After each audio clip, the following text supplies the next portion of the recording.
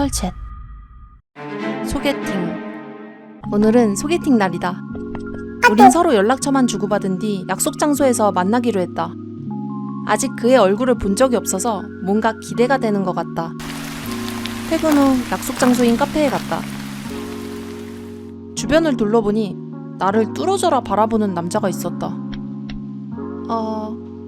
혹시 안호남씨? 그는 꽤나 유머 감각도 있었고 아는 것도 많았다.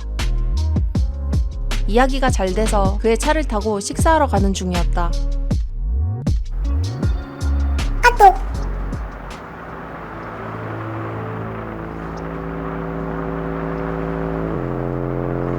응?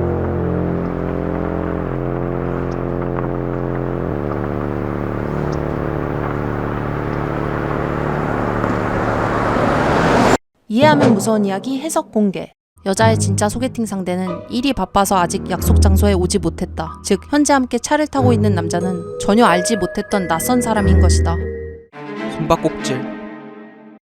엄마를 따라 증조 할머니의 장례식에 갔다. 많은 사람이 왔는데 다 모르는 사람들 투성이었다. 그래도 나랑 또래로 보이는 친척 아이들도 많이 있었는데 아는 얼굴도 있고 처음 보는 먼 친척 애들도 있었다. 장례식이 너무 지루하고 심심했던 우리들은 다 같이 숨바꼭질을 하며 놀게 되었다. 찾았다. 너 술래? 다 찾았나? 너희들 진짜 장례식장에서 뭐 하는 거야? 그런데 엄마가 잔뜩 화가 나셔서 우리를 혼냈다. 이제 할머니 발인해야 해서 화장터로 가야 돼. 얌전히 버스 타. 다들 시무룩해진 채로 버스에 탔다. 호설아, 아니 얘가 없어진 것 같아. 어른들은 우리보다 더 크게 떠들며 뛰어다니고 있었다. 야, 어른들도 숨바꼭질 하는데? 그러니까 자기들이 더 하면서 진짜 어이없지 않냐? 버스가 화장터에 도착했고 증조 할머니의 화장도 끝났는데 갑자기 어른들이 뭔가 시끄럽고 어수선했다. 경찰들까지 와서 유골이 2명분이 나왔다는 둥 이상한 소리를 했다. 돌아가신 건 1명인데 왜 2명이 나왔다는 거야? 이해하면 무서운 이야기 해석 공개. 초반 숨바꼭질 장면을 보면 안경을 쓴 아이가 관 속에 숨은 것을 알 수 있다. 버스 밖에서 누군가를 부르며 뛰어다니던 어른은 그 아이의 엄마였다. 결국 아무도 찾지 못한 그 아이는 그대로 할머니의 시신과 함께 화상되어 버렸다. 펜션 손님.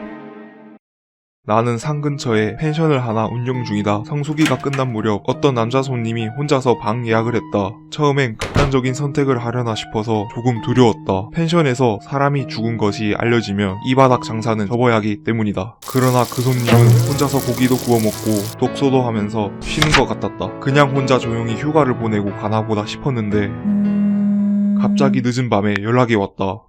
네? 지금 와달라고요? 그 손님은 그 시간에 산책이라도 한 건지 펜션 근처 산 쪽으로 나를 부르는 것이었다. 여기에요. 손님이 부른 곳에는 해골이 있었다. 이런 걸 어떻게 발견하신 거죠? 그게 새벽에 잠이 안 와서 산책하는데 발에 뭔가 걸려서 보니 이런 게 있더라고요. 일단 경찰에 연락은 하셨나요? 주변의 이야기는요? 아니요, 너무 놀라서 경황이 없어서 아직 어디에도 얘기 못했어요. 그거 다행이네요? 네? 이해하면 무서운 이야기 해석 공개. 펜션 사장은 누가 죽었다는 소문이 나면 펜션이 망할까봐 그동안 혼자 와서 세상을 등진 사람들을 경찰에 신고하지 않고 전부 산에 묻어버리고 있었다. 그런데 손님이 그 해골들을 발견해버리자 다른 곳에 말하기 전에 죽이려고 하는 것이다. 소떡소떡. 갑작스레 할머니께서 돌아가셨다는 연락이 왔다. 나는 급하게 차를 운전해서 시골로 내려가게 되었다. 그런데 자던 중 연락을 받은 거라서 운전하는데 자꾸 졸음이 왔다. 안 되겠다. 휴게소 좀 들렀다 가야지. 다행히 곧바로 휴게소가 있었다. 그런데 새벽이라 그런지 휴게소는 어둡고 썰렁했다. 뭐야, 나밖에 없는 거 아니야? 그런 와중 휴게소 음식점은 하나 열려 있었다. 일단 잠을 깨려고 세수를 하러 화장실을 가려는데 손님! 이것 좀 드실래요? 지금 가게 마감하려는데 좀 남아서요. 감사합니다. 피곤한가봐요. 얼른 마감하고 깨워서 빨리 퇴근하자고 해야겠어요. 네, 수고하세요. 잘 먹을게요. 맛있게 먹고 다시 차를 탔다. 조금 자고 가려고 눈을 붙였는데 꿈에서 할머니가 나타나서 나를 보며 엉엉 우셨다. 이해하면 무서운 이야기 해석 공개. 처음에 휴게소 직원으로 오인한 남자는 실은 범죄자였다. 그는 혼자 있던 휴게소 여직원을 살해한 후 주인공이 나타나자 자신이 휴게소 직원인 척한 것이다. 이 범죄자는 주인공도 혼자인 것을 보고 수면제가 든 소떡소떡을 주었고 돌아가신 할머니가 주인공이 죽을 운명임을 알고서 꿈속에 나타나 우신 것이다. 병마다 보이는 여자.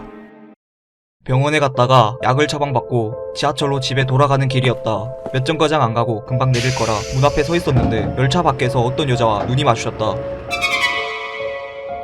뭐지? 그러던 와중에 열차가 다시 출발했고 다음 역에 도착했는데 또 그 여자가 있었다.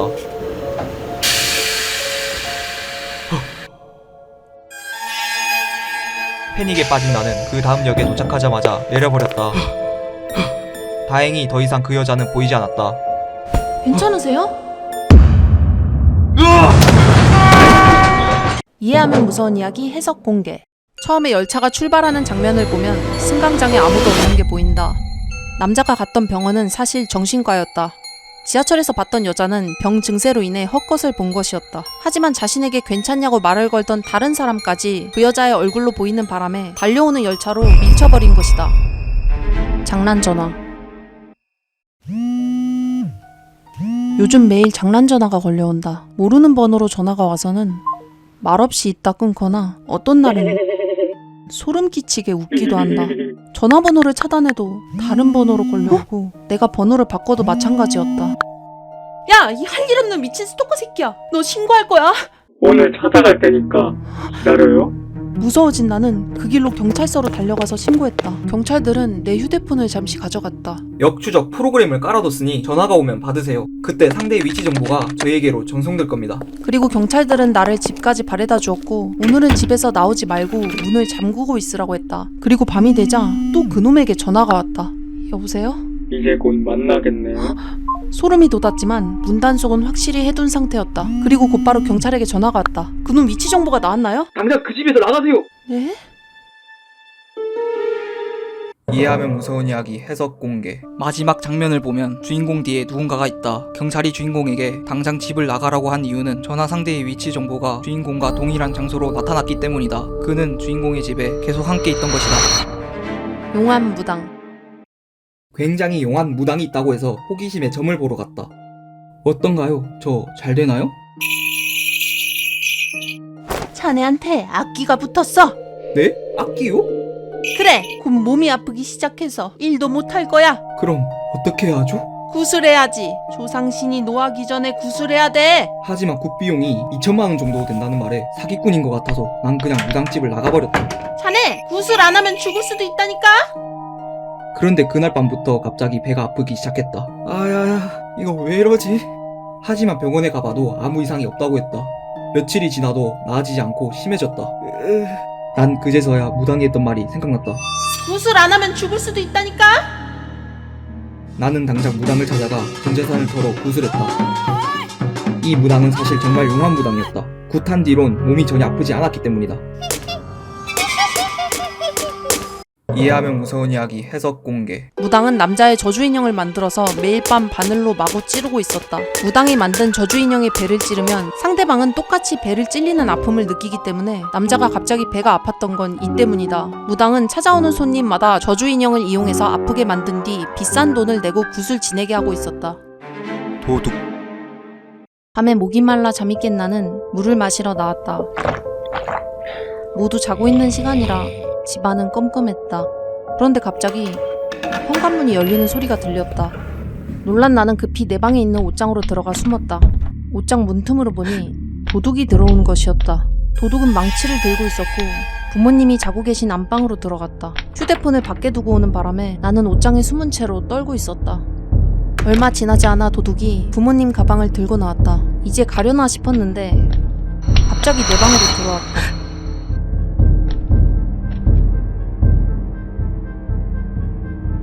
다행히 도둑은 나를 발견하지 못하고 조금 후에 다시 나갔고 현관문이 닫히는 소리가 들렸다.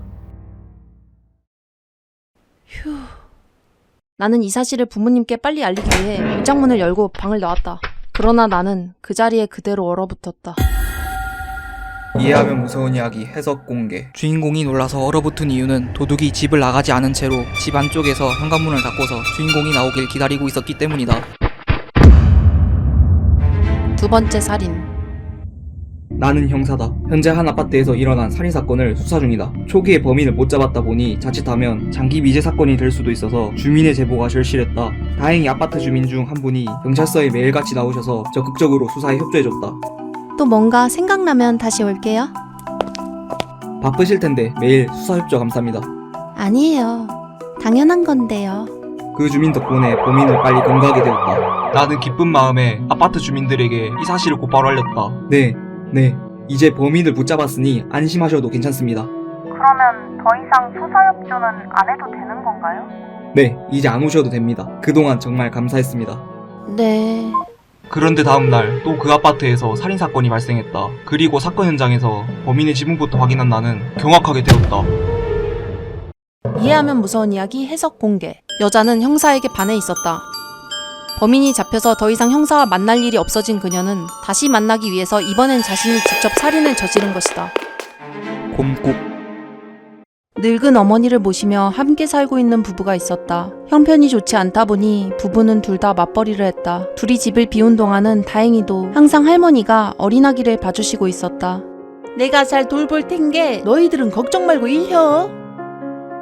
늦게 태어난 아기이기에 모두에게 소중했다. 그런데 어느 날부터 할머니가 밤마다 치매 증상이 조금 나타나기 시작했다. 어머, 어머니, 방금 이미 분유 먹이셨잖아요.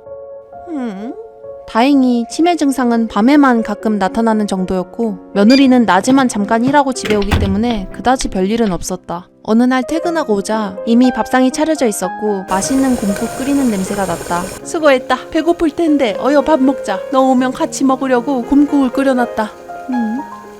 곰국 재료가 없을 텐데 언제 하셨대요? 그리고 며느리는 그 자리에서 hum절했다. 이해하면 무서운 이야기 해석 공개. 팔팔 끓는 솥 안에는 아기가 들어있었다. 치매 증상이 갑자기 낮에도 생긴 할머니가 아기를 솥에 넣어 끓여버린 것이다. 이 이야기는 실제로 있었던 일로 그 후 이 가족이 어떻게 되었는지는 알려지지 않았다.